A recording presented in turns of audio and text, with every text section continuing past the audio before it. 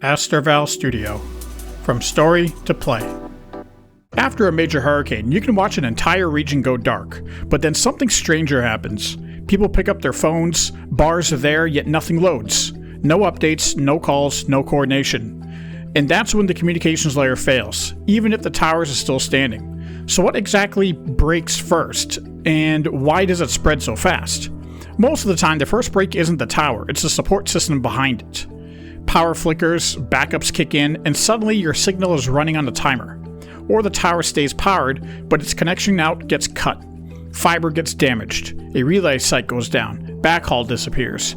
And the moment those support links wobble, the network starts behaving like it's broken, even when the hardware is still intact. That's why bars lie. Bars only tell you your phone can see a tower. They don't tell you the tower can reach the world. Okay, so if the first break is usually power or backhaul, why does it spread beyond the damaged area? Because storms create a predictable spike in human behavior. Right after impact, millions of people do the same things at the same time. They call family, refresh updates, check maps, upload video, search for shelter, search for gas. That's not panic, it's normal. But the network isn't built for everyone doing everything at once. So delays start, calls drop, messages stack up, and the moment updates become unreliable, coordination starts slipping. And storms don't just spike traffic, they change what people do with the traffic. It's not one quick call, it's navigation, video, group chats, alerts, millions of tiny demands at the same time. Even a healthy network can feel broken when everyone hits it all at once. But what about the towers themselves? What actually takes them down if they're still standing? Power. Cell sites depend on power, just like everything else. When the grid fails, many sites switch to batteries. Some have generators. Either way, it's a countdown. And storms make the countdown brutal because fuel and access become problems. You can't refuel a generator if roads are flooded. You can't fix a fiber cut if debris blocks the route. You can't restore a site you can't reach. Now, what does this look like in a real-world scenario? Hurricane Ian is a perfect example because it wasn't just one town. It was a wide footprint, millions of people needing information at the same time. According to the FCC, cell site outages in Florida peaked around 17 to 18% around September 29th, then improved as restoration progressed. And that's the key, it doesn't take total collapse to feel like communications is failing. When a chunk of sites go offline, the rest inherit their load. Coverage holes widen, networks slow down, and people experiencing it as the internet died, even when the system is partially standing. If you've ever been in a storm and thought, my phone is acting weird, that's usually the transition point. Not dead, not alive, just unreliable. And unreliable is the worst state because it makes people keep trying, refreshing, resending, calling again. And that extra demand can crush what survived. And this is how the failure spreads. Not because people are reckless, but because uncertainty makes people repeat actions. And repeated actions hammer a stressed network. And here's a tryst.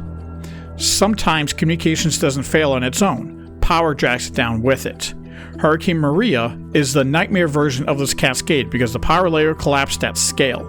And when power collapses across a region, telecom collapses with it. According to a GAO analysis of SCC data in September 2017, 96% of cell sites were out of service in Puerto Rico. That's not spotty coverage, that's a near total communications blackout. And when communications fail at that level, everything else gets harder. Repairs, medicine, fuel distribution, emergency routing, because coordination becomes guesswork. Even good decisions become slower decisions. And slow decisions are how storms turn into cascades. So how do you recognize communications instability early, before it becomes silence? You feel it as delay. Your phone shows signal but messages arrive late. You're refreshing updates and they're old. You call and it rings forever then drops. And you'll see people start moving differently. Stepping outside, lifting phones higher, walking toward intersections or open areas, hunting for a working packet. That's communications instability. Not nothingness, but uncertainty. And once delay shows up, the cascade speeds up in your head. You don't know what's true, so you keep checking. You can't confirm a route, so you drive to see. You can't confirm a store is open, so you gamble on the trip. Uncertainty doesn't just feel bad, it creates extra movement, extra demand, and extra mistakes. Okay, if communications become uncertain, what does that do to the rest of the cascade? When communication slips, the next layers collapse faster. transportation gets riskier because you can't verify routes. Supplies get uglier because you can't confirm what's open or what's coming. And trust becomes fragile because rumors fill the gaps faster than official updates. That's why communications isn't just a convenience layer. It changes behavior, and behavior is what accelerates a cascade. So what do you do when the network starts to choke? You simplify. Text over calls. One check-in message, not 10. Download what you need before landfall. And if you're coordinating with others, pick one primary method and one backup, because coordination dies when everyone improvises at once. And next week, we take the next step, because when roads fail, distance becomes a danger. Storms don't just break towers, they break the chain behind the powers. Power, backhaul, access, and bandwidth. And when communication becomes uncertain, coordination slips, and the cascade accelerates. If you want the full framework, watch Case File 000. Subscribe for new case files every Thursday. Next Thursday, we're doing transportation.